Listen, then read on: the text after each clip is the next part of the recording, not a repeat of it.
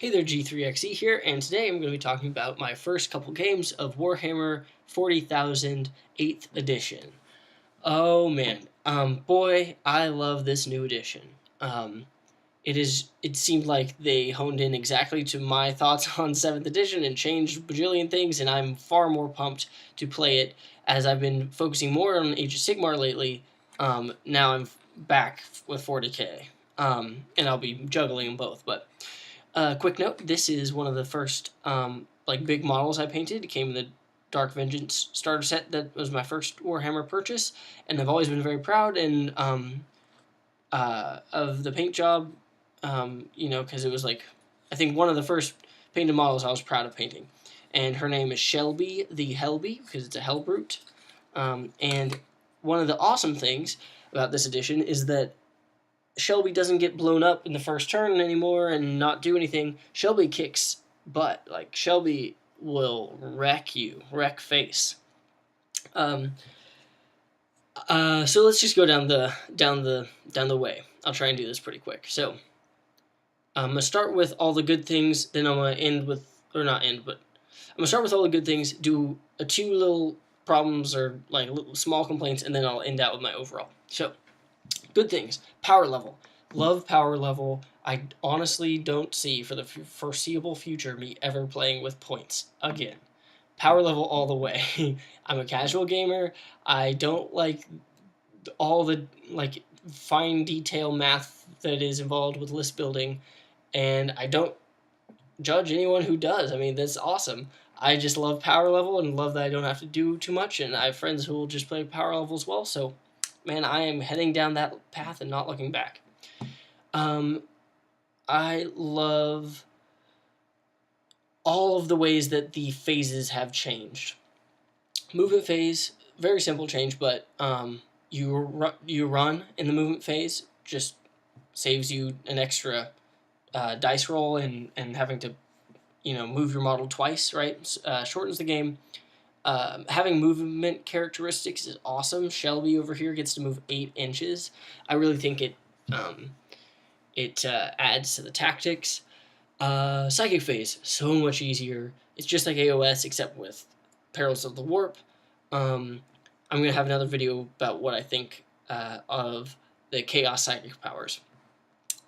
Shooting phase, pretty much the same. I like the new weapon types. I like that you can split fire. Noticeable difference between this rule set in Age of Sigmar, however, is that damage does not spill over, which I think makes sense given the context of the game, that it's very shooty, and if they want to keep melee armies balanced or whatever, you couldn't have that. It's damage not spilling over.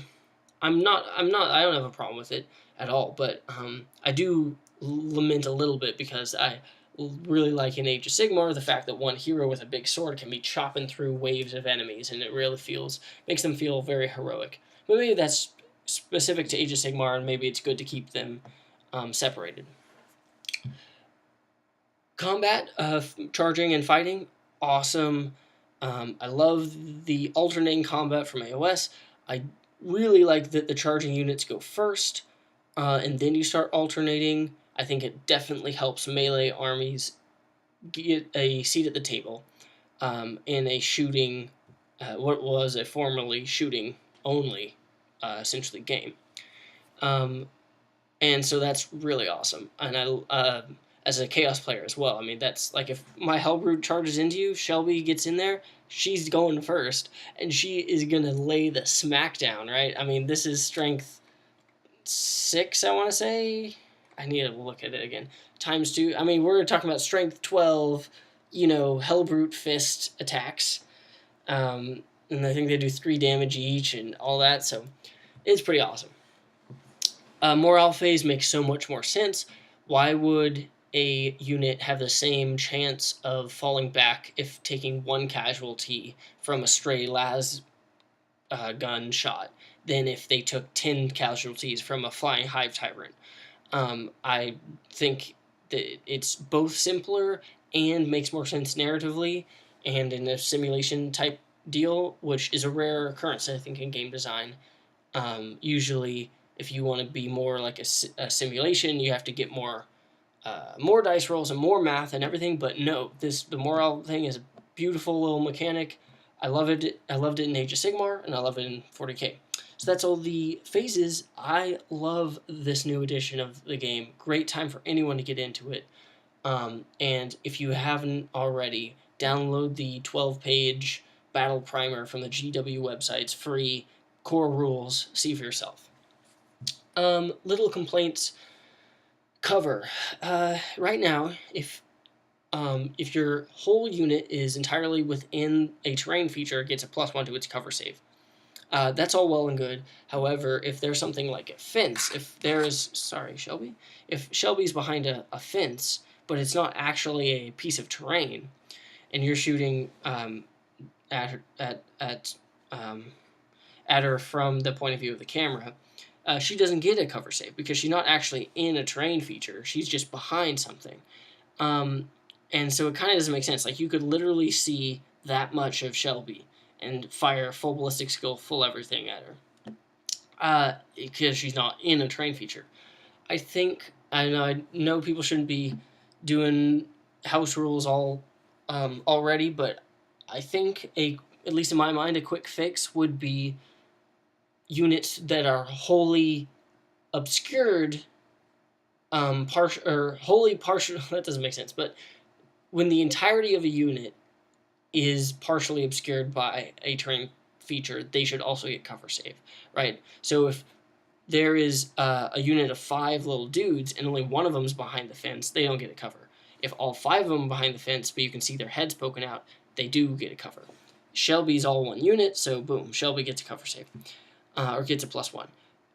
I don't think it would affect the game that much, and I think it would make more sense, especially because Neg 1 Rend is everywhere. Neg 1 AP, I know, but I'm just used to saying Rend because of Sigmar. And having a +1 to your cover save doesn't mean all that much, and honestly,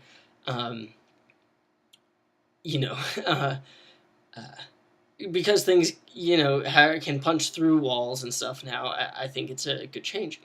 So, and my last little complaint is I really wish they had made the data sheets free PDF downloads like they did Age of Sigmar. I get it that they want to make money and all this. I think that the Age of Sigmar model has proven to work.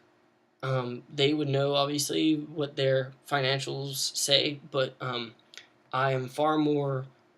I like models. That's what draws me to the game. I don't usually want to buy a book. Maybe I am weird in that respect, but I feel like most customers of GW are like that, and that they see buying books and rules as kind of the tax to playing the game, whereas buying the models being the actual fun of it. And I think that giving people the rules for each model for free and letting them choose and build lists for free and then go out and buy the models incentivizes them to spend hours looking at different war scrolls and then tantalizing themselves over, new models they want to buy. That actually raises sales, not lowers revenue. So, at least that's my experience with Age of Sigmar, that I can go on and just look at war scrolls for an hour and just be like, ooh, well, I could get this model. Ooh, look at that ability. Ooh, I think it's really cool. And but anyway, those are those 2 small complaints I have. Overall, amazing edition of 40k. I'm not like a authoritative source. I've only played since 7th, but I firmly like it better than 7th edition. And boy, the learning curve is also far shorter. Highly recommend anyone who is interested to check out the battle primer, and I'll see you in the next one.